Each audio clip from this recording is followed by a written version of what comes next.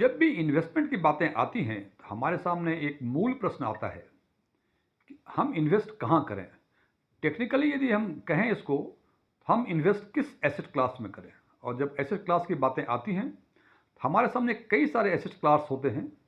For example, equity, mutual funds, real estate, gold, commodities, debt fund, bank की fix deposit या सरकार की अन्य स्मॉल सेविंग स्कीम्स। जब हमें इतने एसेट्स मेरे सामने आते हैं इन्वेस्टमेंट के लिए, या यूँ कहें इतने सारे एवेन्यूज हैं इन्वेस्टमेंट के लिए, तो फिर इसके बाद अगला सवाल होता है कि हमें किस एसेट्स क्लास में कितने परसेंट अपने पोर्टफोलियो का इन्वेस्ट करना चाहिए। और ये जब निर्णय ले लेते हैं, इसी को हम बोलते हैं इन्वेस्टमेंट पोर्टफोलियो।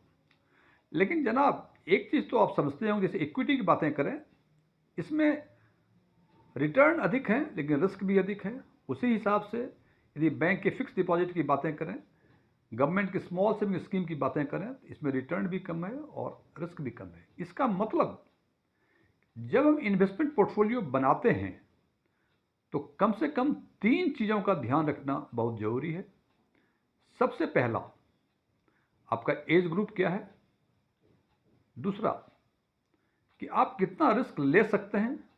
और तीसरा, कि जो भी इन्वेस्टमेंट आप कर रहे हैं वो कितने वर्षों के लिए, टाइम हॉरिजन क्या है आपका। इसी कॉन्टेक्स्ट में आज हम बात करेंगे कि बेस्ट म्यूचुअल फंड पोर्टफोलियो कैसे बनाया जाए, स्पेशली फॉर दोज इन्वेस्टर्स जो मीडियम रिस्क ले सकते हैं और उनका टाइम हॉरिजन 5 से 10 साल का है।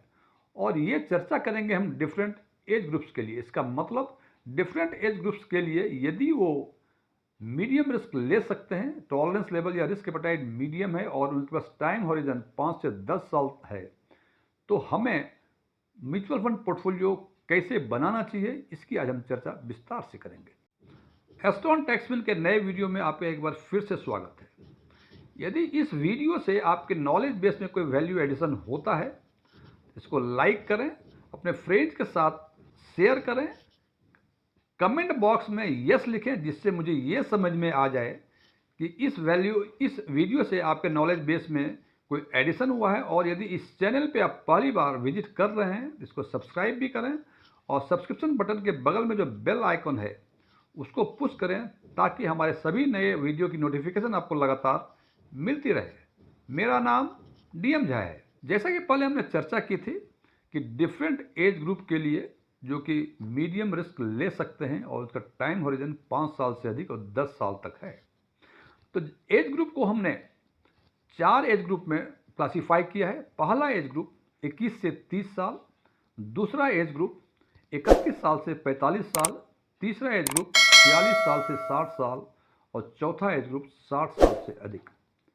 तो सबसे पहले हम, और इस पर आगे चर्चा करने के पहले एक चीज़ मैं बताना चाहूँगा कि एक थंब रूल है इन्वेस्टमेंट पोर्टफोलियो बनाने में, कि जितनी आपकी उम्र है अपने पोर्टफोलियो का उतना परसेंट आप डेट में इन्वेस्ट करें। इसका मतलब यदि आपकी उम्र 40 साल है और 1 लाख रुपए आप इन्वेस्ट करना चाहते हैं, तो इसमें से 40,000 रुपये आप डेट में करें और 60,000 रुपये इक्विटी में करें। ये थंब रूल है जनाब। थंब रूल का मतलब एक इंडिकेटर है ये। इसका मतलब ये नहीं कि 40 साल है तो 39% नहीं हो सकता डेट में, या 41% नहीं हो सकता है। ये चूंकि थंब रूल है तो आप इसको इंडिकेशन मान के, इसको इंडिकेटर मान के, इसके हिसाब से आप अपना पोर्टफोलियो बना सकते हैं।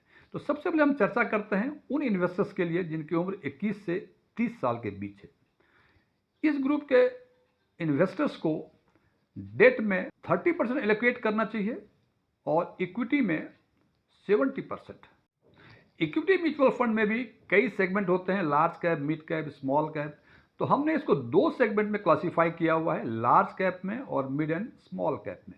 तो चूंकि 70% हमको 21 से 30 साल के इन्वेस्टर्स के लिए इक्विटी म्यूचुअल फंड में इन्वेस्ट करना है, इस 70% में से 55% लार्ज कैप में और 15% जो बचते हैं उसको मिड कैप और स्मॉल कैप में इन्वेस्ट कर सकते हैं। दूसरा एज ग्रुप है 31 साल से 45 साल के बीच में। इस ग्रुप के इन्वेस्टर्स के लिए मेरा रिकमेंडेशंस है कि डेट में आप 40% करें और इक्विटी में 60% करें। और जब इक्विटी में 60% की बातें आएंगे तो इक्विटी म्यूचुअल फंड में इस 60% में से 50% टोटल पोर्टफोलियो का लार्ज कैप में करें और टोटल पोर्टफोलियो का 10% आप मिड कैप और स्मॉल कैप में करें।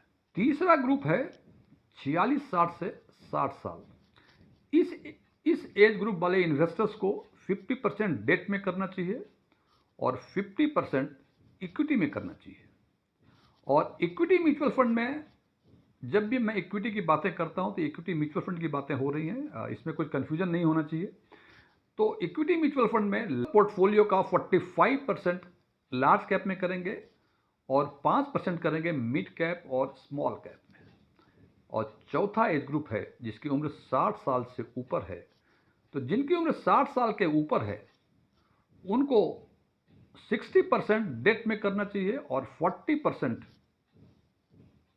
इक्विटी में करना चाहिए। और चूंकि इनकी उम्र 60 साल या उससे अधिक है, इनको पूरे के पूरे 40% जो है वो large cap equity mutual fund में इन्वेस्टमेंट करना चाहिए। ध्यान रहे, म्यूचुअल फंड पोर्टफोलियो का जो एसेट एलोकेशन की चर्चा आज हमने की, ये केवल उन इन्वेस्टर्स के लिए है जिनकी रिस्क एपेटाइट मीडियम है और जिनका टाइम हॉरिजन 5 साल से 10 साल के बीच है। इस बात को भी ध्यान में रखा जाना आवश्यक है कि यदि आपके रिस्क एपेटाइट कम या अधिक हो जाती है और टाइम हॉरिजन कम या अधिक होता है तो निश्चित रूप से एसेट एलोकेशन जिसकी चर्चा आज हमने की, उन ग्रुप्स के लिए एसेट एलोकेशन अलग अलग होंगे। Thank you.